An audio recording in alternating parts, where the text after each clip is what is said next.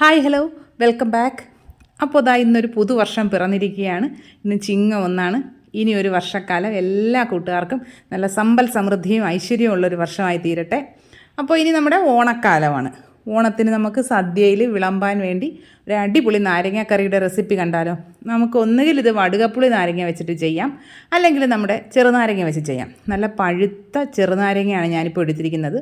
4 ചെറുനാരങ്ങ എടുത്തിട്ടുണ്ട്. അതിനെ കുരുവും അതിൽ ചെറിയൊരു പ്ലാസ്റ്റിക് പോലെ തോന്നിക്കുന്ന ഒരു തൊലിയുണ്ടല്ലോ, അതുമൊക്കെ കളഞ്ഞിട്ട് നമുക്ക് ചെറിയ കഷ്ണങ്ങളാക്കി മുറിച്ചെടുത്ത് മാറ്റി വയ്ക്കാം. ഇനി ഒരു ചട്ടി വെച്ച് കൊടുക്കുക. അതിലേക്ക് 2 ടേബിൾ സ്പൂൺ വെളിച്ചെണ്ണ ചേർത്ത് കൊടുക്കുക. വെളിച്ചെണ്ണ നന്നായി ചൂടായി കഴിയുമ്പോൾ ഇതിലേക്ക് 1 ടീസ്പൂൺ കടുക് ചേർത്ത് കൊടുക്കുക. പിന്നെ ഒരു 4-5 മണി ഉലുവ കൂടി ചേർത്ത് കൊടുക്കുക.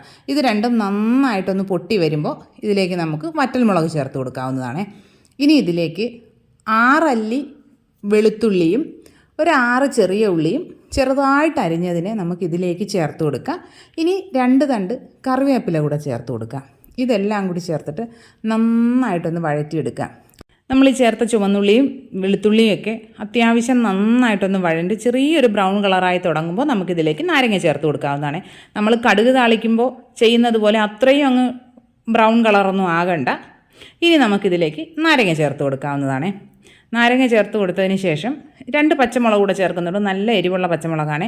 അപ്പോൾ എരിവിനനുസരിച്ച് നിങ്ങൾക്ക് 2-3 പച്ചമുളകൊക്കെ ചേർക്കാവുന്നതാണ്. ഇതെല്ലാം കൂടി ചേർത്തിട്ട് നന്നായിട്ട് മിക്സ് ചെയ്യുക. എന്നിട്ട് നമുക്ക് അടച്ചൊരു 5 മിനിറ്റ് വെക്കാവുന്നതാണ് കേട്ടോ.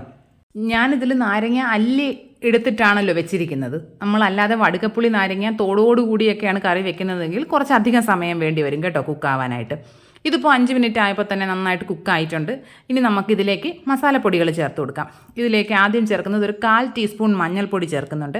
1/4 ടീസ്പൂൺ കാശ്മീരി ചില്ലി പൗഡറാണ്. അതുകൊണ്ട് എരിവില്ല. എരിവുള്ള മുളക് പൊടിയാണെങ്കിൽ കുറച്ച് മാത്രമേ ചേർക്കാൻ പാടുള്ളൂ. ഇനി ഒരു 1/4 ടീസ്പൂൺ മല്ലിപ്പൊടി ചേർത്ത് കൊടുക്കുക. ഇതെല്ലാം കൂടി ചേർത്തിട്ട് നന്നായിട്ടൊന്ന് മിക്സ് ചെയ്യുക. ഈ നാരങ്ങയിലേക്ക് മസാലകളെല്ലാം നന്നായിട്ട് പിടിക്കുന്നത് വരെ ഒന്ന് മിക്സാക്കി കൊടുക്കുക. ഇനി നമുക്കിതിലേക്ക് ഉപ്പ് നമ്മൾ ഇതുവരെ ചേർത്തിട്ടില്ല, ഉപ്പ് ചേർത്ത് കൊടുക്കാവുന്നതാണ്. ഞാനിപ്പോൾ ഒരു 1/2 ടീസ്പൂൺ ഉപ്പ് ചേർത്ത് കൊടുക്കുന്നുണ്ട്. ഇനി ഇതിലേക്ക് നമുക്ക് കായപ്പൊടി ചേർത്ത് കൊടുക്കാം. ഒരു 1/4 ടീസ്പൂൺ കായപ്പൊടി കൂടെ ചേർത്ത് കൊടുക്കുന്നുണ്ട്.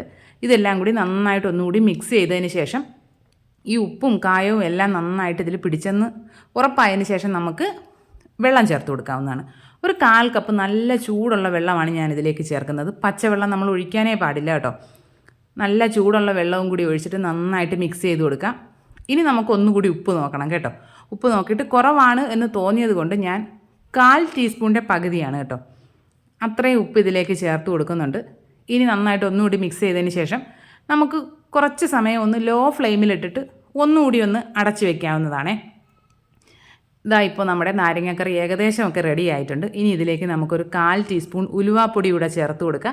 പിന്നെ നമ്മുടെ ഒരു പൊടിക്കൈ എന്ന് പറയുന്നത് ഒരു നുള്ള് പഞ്ചസാര കൂടെ ഒന്ന് വിതറി കൊടുക്കുക. ആ ഉപ്പും എരിവും പുളിയും എല്ലാം കൂടി ഒന്ന് റെഡി ആയിക്കോട്ടെ. ഇതാ നമ്മുടെ നാരങ്ങാക്കറി റെഡി ആയിട്ടുണ്ട്. ഈ കൺസിസ്റ്റൻസിയിൽ തന്നെ നമ്മൾ ഓഫ് ചെയ്യണം കേട്ടോ. കാരണം നമ്മുടെ ചട്ടിയിലിരുന്നത് കുറേ കൂടി കുറുകി വരും. ഇതാ നമ്മുടെ നാരങ്ങാക്കറി റെഡി ആയിട്ടുണ്ട്. അടിപൊളി ടേസ്റ്റാണ്. എല്ലാ കൂട്ടുകാരും ട്രൈ ചെയ്ത് നോക്കുക. ഫീഡ്ബാക്ക്സ് കമൻറ്റ് ബോക്സിൽ അറിയിക്കുക. മറ്റൊരു വിഭവമായിട്ട് ഉടനെ കാണാം. ബൈ.